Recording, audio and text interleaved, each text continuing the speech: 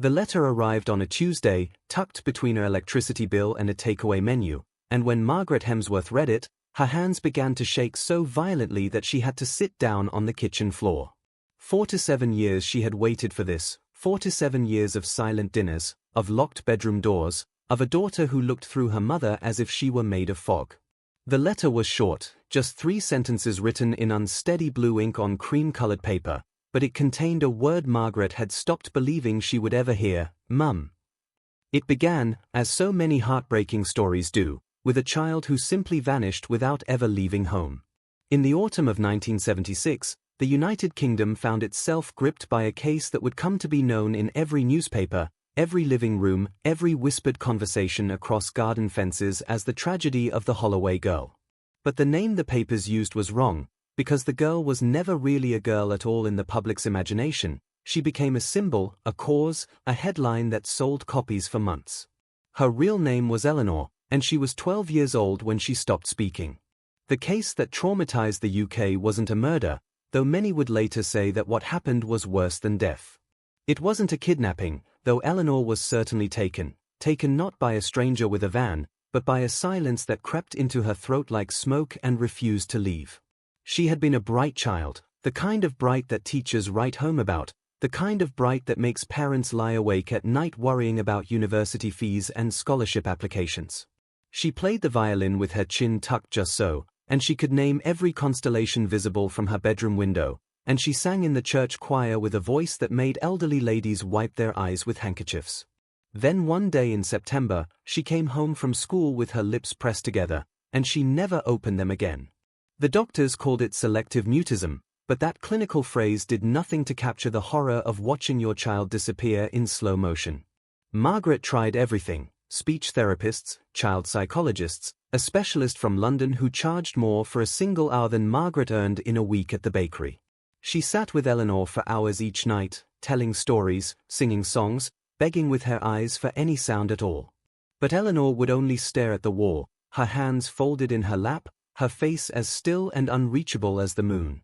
Sometimes she would write notes on a small pad of paper, but even those became fewer as the months passed. By the time Eleanor turned 13, she had stopped writing too. The newspapers got wind of the story when a neighbor, a well-meaning woman named Mrs. Pritchard who had no idea what she was unleashing, called the local paper to ask if they could do a story about that poor little mute girl who needs help. The reporter who showed up was young and ambitious, and he wrote an article that painted Eleanor as a tragic mystery, a beautiful bird with a broken wing, a girl whose voice had been stolen by some unnamed trauma that the article hinted at but never specified. Readers were captivated.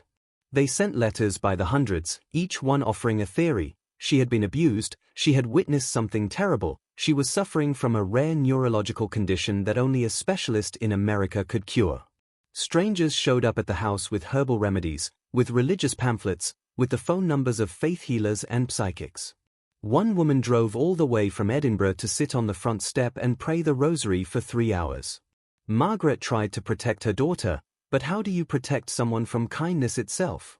She couldn't tell people to stop caring, couldn't lock the gate against compassion that arrived in the wrong shape. And somewhere in the chaos of those months, the story stopped being about Eleanor at all. It became a national obsession, a case that everyone had an opinion on, a tragedy that belonged to the public rather than to a single mother and her silent child. Television crews camped outside the house. A member of parliament mentioned Eleanor in a speech about mental health funding. A famous actress offered to pay for Eleanor to be treated at a clinic in Switzerland.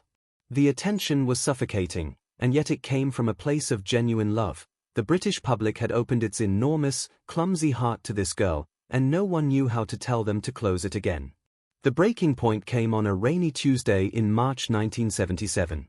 A tabloid newspaper ran a front-page story suggesting, without evidence, without even a named source, that Eleanor's mutism was caused by something Margaret had done. The article used words like neglect and possible intervention, and within hours, social services had arrived at the door. Eleanor was removed from her mother's care and placed in a temporary foster home while an investigation took place. The investigation found nothing, of course, because there was nothing to find. But the damage was done. Eleanor spent 6 weeks with strangers, and when she finally came home, something in her had hardened. She was 15 by then, and she had learned that the world would consume her if she gave it the chance. Her silence became a fortress. Margaret never forgave herself. She told herself she should have refused the interviews, should have moved to another town, should have changed their names and started over. But she had been so desperate for help, so convinced that if enough people knew about Eleanor's condition, someone somewhere would have the answer. Instead, the attention had made everything worse. The case that had once united the country in sympathy had turned into a cautionary tale, a story people brought up to warn against the dangers of media intrusion, of public grief, of love that arrives without boundaries. Eleanor grew up, as children do, whether their parents are ready or not. She never spoke, not a single word, not even when she graduated from high school with top marks in every subject but oral participation. Not even when she received a scholarship to study art at a university 200 miles away. Not even when she left home at 18 with a single suitcase and never came back. Margaret wrote letters every week, and every week the letters came back unopened. She called the university's housing office, begged them to pass along a message, and was told politely that Eleanor had requested no contact from family. So Margaret stopped trying, because the greatest gift she could give her daughter, she had finally realized, was the silence she had been fighting against for so long. 4 to 7 years passed. Margaret grew old. Height, then thinner. Her hands developed the tremor that would eventually make it impossible for her to continue working at the bakery, the only job she had ever known. She lived alone in a small flat with a view of a car park and a cat named Pickle who was her only company. She thought about Eleanor every day, but she had stopped expecting anything. Hope, she had learned, is a muscle that atrophies from disuse. And then came the letter. It was short, as I said, just 3 sentences. Mum. I remember the constellations. Can I come home? Margaret read it 17 times before she allowed herself to believe it was real. She held the paper to her nose, inhaling the faint smell of the blue ink, and she wept, not the quiet tears of a woman who had cried herself to sleep for half a century, but the loud, messy, heaving sobs of a child who has been lost and finally found. Eleanor arrived on a Sunday morning, stepping off a train that Margaret had watched pull into the station from a bench on the platform. She was 61 years old, her hair now grey like her mother's, her face lined with the particular geography of a life lived in solitude. She carried a small leather satchel and wore a blue coat that reminded Margaret of the sky on the night of Eleanor's birth, when the midwife had opened the curtains and said, "Look, a clear sky full of stars."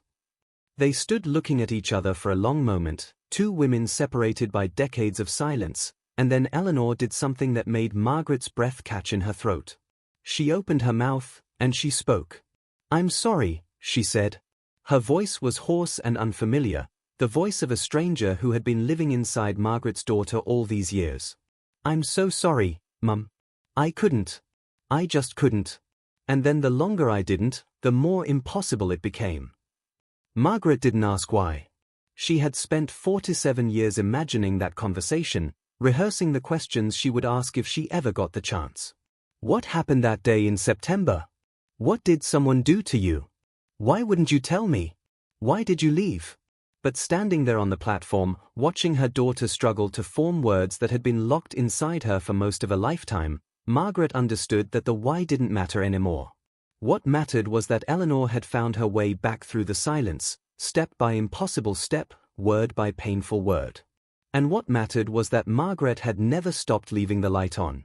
They sat in the flat that afternoon, drinking tea from the chipped cups that Eleanor had used as a child, and Eleanor told her story in fragments. She had never stopped being able to speak, she explained. The doctors had been wrong about that. She had simply chosen not to, for reasons she couldn't fully explain even now. There had been no trauma, no abuse, no single event she could point to and say, that was the thing that broke me. Instead, there had been a feeling, a vast, unnameable pressure that had descended on her in the schoolyard one ordinary afternoon and never lifted. The more attention her silence attracted, the heavier the pressure became. And by the time she realized that she wanted to speak again, the silence had become its own kind of language, one she no longer knew how to break. "I've been writing," Eleanor said, her hands wrapped around her cup. "4 years, I've been writing. Stories, poems, letters I never sent. And last month, I finished a novel. My publisher wants to meet me in person, and I realized I couldn't do it. I couldn't sit across from someone and hand them a stack of pages without saying a single word. So I started practicing. In front of the mirror, like an actor learning lines. Hello, my name is Eleanor. Thank you for reading my book. I like your tie. Stupid things. Small things. And then one morning, I said, I remember the constellations, and I thought of you, and I couldn't stop crying. Margaret reached across the table and took her daughter's hand.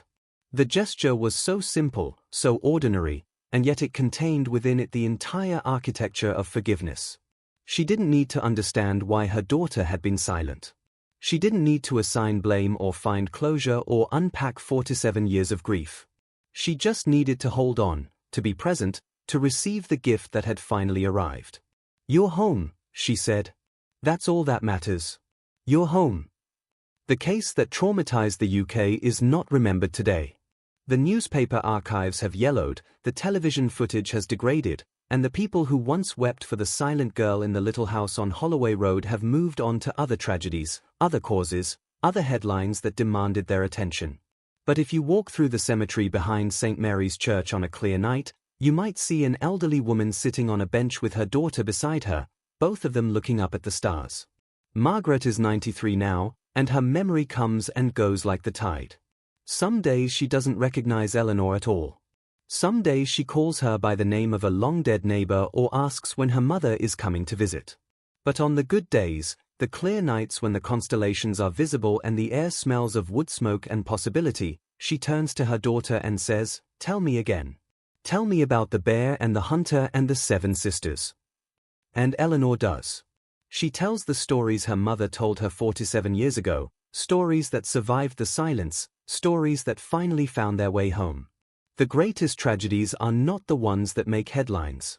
They are the quiet ones, the invisible ones, the silences that stretch between people who love each other but cannot find the words to bridge the distance. And the greatest miracles are not the ones that arrive with fanfare and television crews. They are the letters that come on ordinary Tuesdays, the hands that reach across tables, the voices that return after decades of absence to say a single, salvific word, Mum. In the end, the case that traumatized the UK was never about a crime or a villain or a mystery to be solved. It was about a girl who got lost inside herself and a mother who never stopped waiting. It was about the understanding that love does not demand explanation, that forgiveness does not require confession, that the most healing words in any language are not "I understand" but simply, "I'm here." And it was about the truth that no silence is permanent, no distance is uncrossable, no story ends until the last person stops telling it. Eleanor is still telling hers, one word at a time, and Margaret is still listening, with the patience of a woman who has learned that the most beautiful sounds are the ones we wait the longest to hear.